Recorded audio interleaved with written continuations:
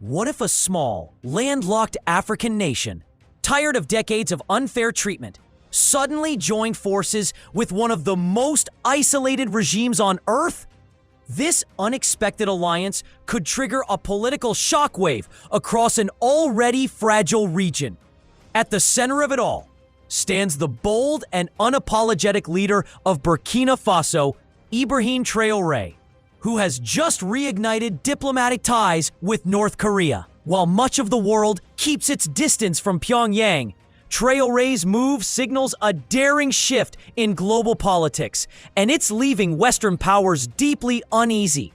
Traoré, however, believes that this is not about becoming friendly with the conventional world powers. It's about taking a different route that asserts that we don't require your consent. This maneuver completely rips up the previous playbook, not merely breaking convention. By proclaiming, "We're done being told who to talk to," Burkina Faso is rewriting the rules of international diplomacy. The long-term repercussions are a mystery to everyone.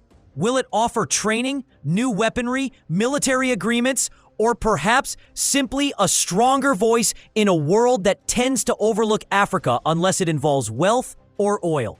It's obvious that this goes beyond simply grinning for the cameras and shaking hands.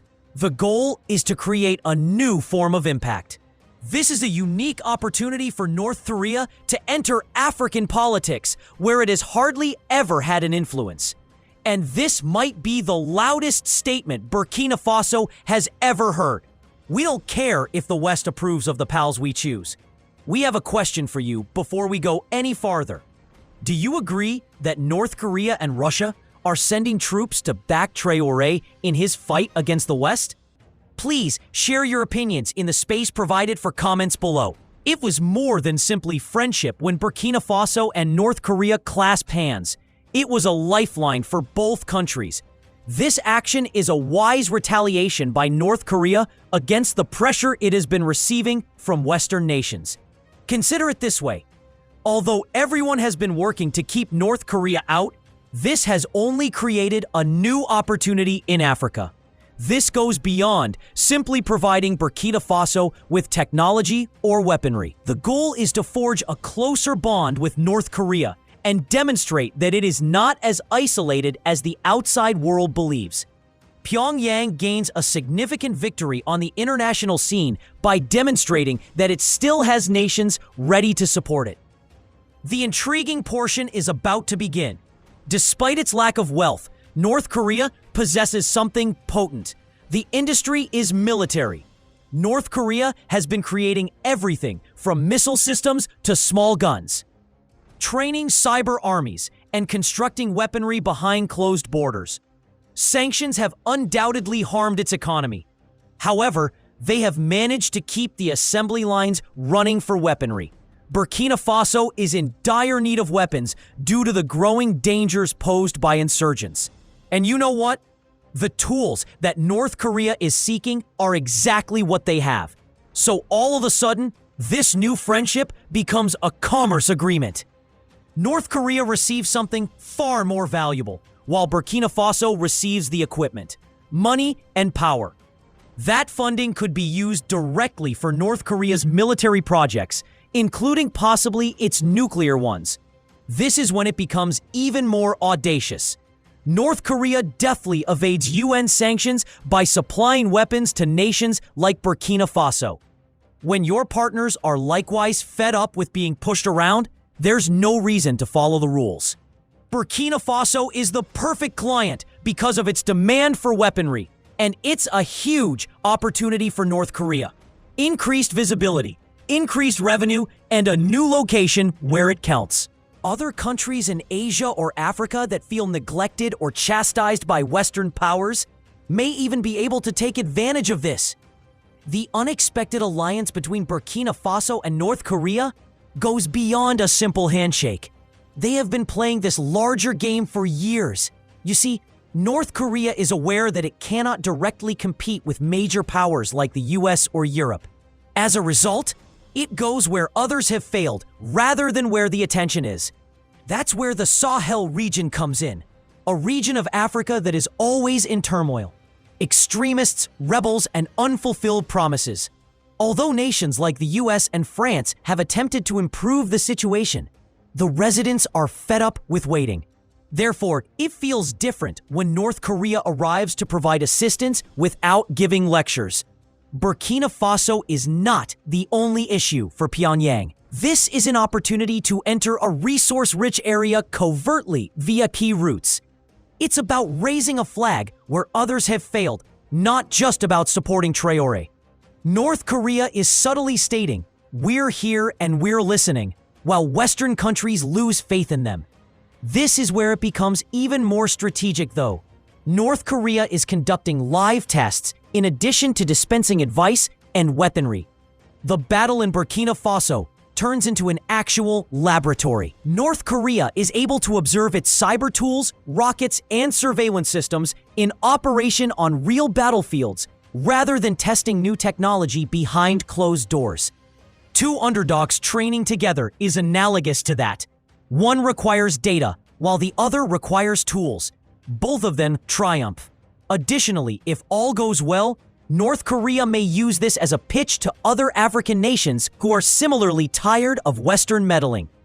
Other nations, particularly those that are under duress or experiencing conflict, begin to pay heed as North Korea's weapons and strategies become more effective on the ground in Burkina Faso. Why not here if it works there? That's the reasoning, and that's a marketing dream for Pyongyang. But selling equipment isn't the only goal here. Something more significant is going on. In an area where the West has been making decisions for far too long, North Korea wants to make a change. For many years, Africa has served as the global power's chessboard. Few people genuinely inquire about what Africans desire, even though everyone wants a piece. Therefore, it sends a statement when North Korea supports a leader who is vocally opposing outside influence, such as Ibrahim Traore. "We may be isolated, but we're not powerless," Pyongyang is asserting. "We rewrite the rules instead of adhering to them." Supporting Burkina Faso involves more than simply defense. It also involves defiance. Western nations have been denouncing, sanctioning, and ignoring North Korea for years. In areas that the West has ignored or attempted to control, it is now making new friends. That's symbolic as well as clever. North Korea presents itself as an obstacle to the Western world order, which frequently attempts to shape Africa to fit its own vision by allying with Burkina Faso. With support from a nation that understands what it's like to be treated like an outsider, Traoré sees this alliance as an opportunity to stand on his own terms. However, it should be noted that such a decision is not without criticism. The cozy relationship between Burkina Faso and North Korea has angered Western nations. Rethinking diplomatic ties, strengthening sanctions, and reducing aid are already being discussed. The detractors are noisy. Why cooperate with a dictatorship that has been characterized as unstable and dangerous? However, the agreement makes sense to Traoré. He doesn't want to wait for Western approval and requires military might. However, this decision could have a wide range of repercussions: political unrest, economic isolation, and increased attention from international watchdogs. Add your voice to the total liberation of Africa by leaving a comment in the comments section below. Do not forget to like and subscribe for more informative videos like this one. Let's proceed. In addition to being audacious, Traoré's new course represents a radical departure from the conventional wisdom that so many African leaders have adhered to for many years. Western nations have functioned on a sort of unwritten agreement for many years. We'll build a few roads, send you peacekeepers, and lend you money.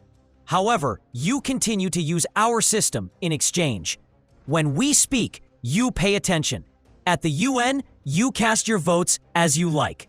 Most importantly, you don't cross any boundaries. That type of setup doesn't appeal to Traoré. He is not attempting to be the ideal African leader that the world superpowers prefer to show off. Rather, he is opposing the notion that advancement must be accompanied by international endorsements. According to him, exercising true sovereignty entails picking collaborators, even if they are divisive, unpopular, or despised by the world's elite. He didn't extend his hand to North Korea because he liked the government or shared all of its ideals. It was because Pyongyang, in his view, stands for something that the West does not. A nation that, despite international efforts to eradicate it, has persevered in resisting foreign dominance. For Traoré, such resilience and that independence are valuable. And Western leaders are likewise afraid about that. Because Burkina Faso will send a strong statement to the rest of the continent if it is able to forge its own political, economic, and military course, independent of Western institutions and outdated colonial structures. You are no longer bound by their regulations. There are more concerns besides Burkina Faso allying with North Korea. The ripple effect is at issue. What is Mali follows suit? What would happen if nations like Niger, Guinea, or even Central Africa began pursuing relations with nations outside of the Western world, such as North Korea, China, Iran, and Russia, on their own terms? Traoré is therefore portrayed as a danger, a renegade, and even a destabilizer. Because of his activities, a system that has existed for more than 50 years is being challenged. A system in which the West dictates to Africa what is best and demands compliance in exchange for recognition and assistance. Traoré, however, is placing a different wager. Burkina Faso doesn't have to beg for importance, he's wagering. That it doesn't have to fit into a box created in the West. It can shape its own future. Not only is Traoré questioning the system, he's turning it on its head. Burkina Faso followed the guidelines set forth by international organizations and Western governments for many years. It heeded the political counsel of previous colonizers and superpowers, joined peacekeeping coalitions, and took in international aid. But what did it receive in exchange for all those years of compliance? Development was halted. Armed rebels were becoming more daring every day, and the country was locked in survival mode. Traoré is now taking a risk that few leaders are willing to take, letting go of the notion that foreign countries must first endorse progress, abandoning a strategy that views Africa as a pupil in need of continual guidance.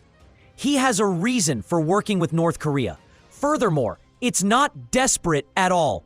It's planned. It has symbolic meaning. He's stating that we don't want the people who helped set our house on fire to dictate how we should rebuild it. Leaders in the West might call it reckless. They might bombard media outlets with cautions about the potential consequences of this partnership. Traoré, however, does not recoil. He interprets every news story, sanction threat, and diplomatic snub as evidence that Burkina Faso is taking a risk, something that is sufficiently disruptive to frighten the existing quo. And that's just the purpose, in his opinion. Isolation is not a punishment to him. For him, it's a fresh start, a chance to create a new system according to his own specifications. He believes that being truly independent goes beyond simply printing your own currency and raising a flag. It involves choosing who you collaborate with, how you protect your boundaries, and who is allowed to sit at your table. This alliance with North Korea therefore strikes a different chord. It has nothing to do with admiration. It has to do with alignment. One of the few countries in the world that has maintained its position in the face of tremendous pressure is North Korea. International censure, embargoes, and sanctions, they've made it through anything. Furthermore, Traoré sees something different in Pyongyang than the majority of the world does: tenacity. He sees a nation that has never given way, and he sees potential in that. This goes beyond politics. It's a common mindset. Both countries were told to remain in their respective positions, but they chose not to listen. Once viewed as a subordinate partner in international affairs, Burkina Faso is now stating that, no, we'll make our own choices, even if it makes you uncomfortable. Additionally, North Korea is more than delighted to walk beside someone who at last speaks the same defiant language. Therefore, their partnership goes beyond simply exchanging military hardware or resources. It's a tale of defiance on both sides. The worldwide system that determines who gets to lead and who has to obey is given the finger. Burkina Faso isn't merely responding to the world for the first time in a long time. It's difficult. Deals, weapons, and troops aren't the only reasons North Korea supports Burkina Faso. The script has to be rewritten. Global politics have always resembled a classroom, with Western nations serving as harsh instructors and the rest of the world being expected to sit down, keep quiet, and follow orders. However, two pupils who have never been fond of the rules have joined forces and are currently revising the class plan. Let's be honest. North Korea didn't suddenly decide to become a world hero. For decades, this nation has refused to cooperate with the United States, Europe, and other countries. Yes, it is isolated, but on purpose. In the guise of doing things their own way, they have constructed bunkers in place of banks and missiles in place of shopping centers. Therefore, Ibrahim Traore's decision to turn away from the West and face Pyongyang to the east was not arbitrary. It was a declaration, a large one. He was picking a way of thinking, not merely a military comrade. North Korea compares itself to Burkina Faso, a little but noisy nation that is besieged but not destroyed, attacked but not defeated. By partnering with Kim Jong-un, Traoré is essentially saying, you may not like who we are, but we'll choose our own path without permission. And that enthusiasm is something that North Korea adores. They see Burkina Faso as more than just another African country. The battle against what they perceive to be Western haughtiness has a new front. North Korea is not merely aiding a rebellion by sending advisors, weapons, or anything else they can. They are contributing to the creation of a new world map in which voices other than those with conventional superpowers are heard. And they're making their point very evident. To be powerful, you don't have to be loved. To take a stand, you don't need permission. All you need is the courage to defy expectations. This partnership, therefore, has a greater impact than most people realize. It's more than a simple handshake. It's a demonstration. We're not broken. We're simply tired of being silent, say the two misfits. This isn't about picking a better bargain for Burkina Faso.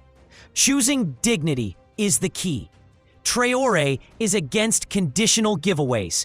Lecture-accompanied loans are not what he wants.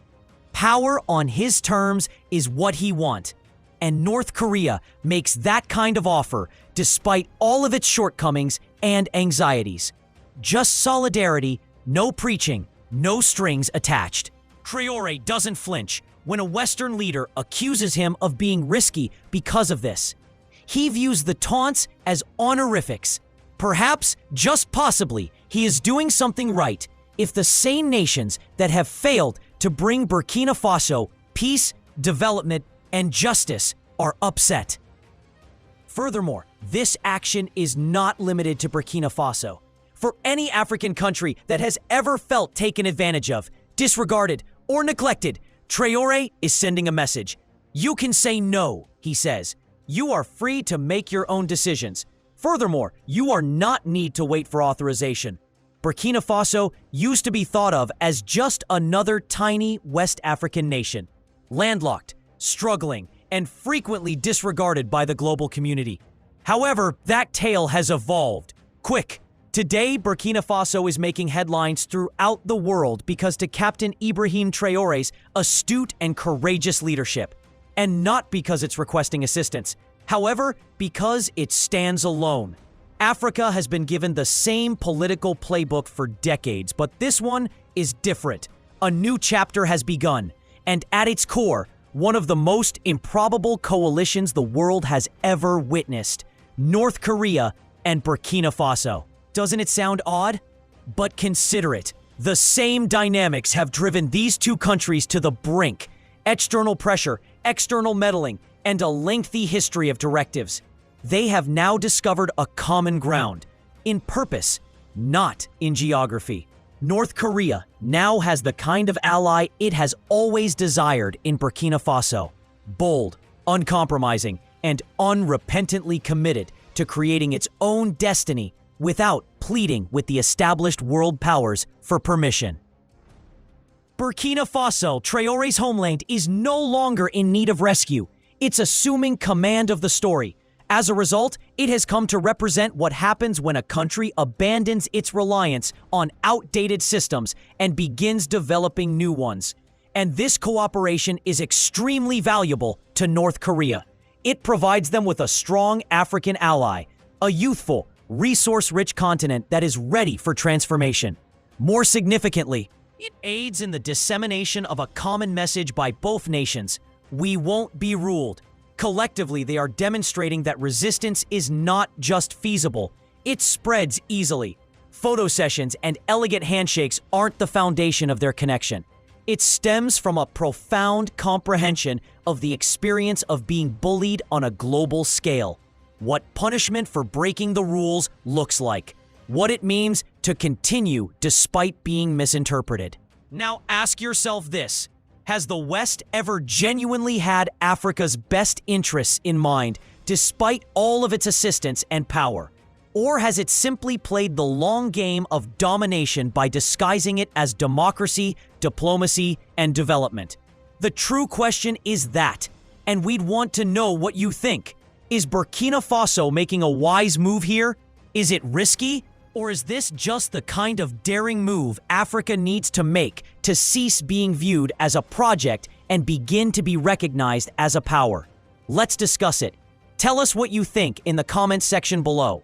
We explore the rich history, culture, and the ongoing struggle for sovereignty in Africa. Join us in this important conversation by subscribing to our channel. By subscribing, you're not just staying informed. You're becoming part of a movement dedicated to reclaiming Africa's rightful place on the global stage. Hit that subscribe button and turn on notifications so you never miss an episode. Let's work together to spread knowledge and inspire change. Thanks for watching.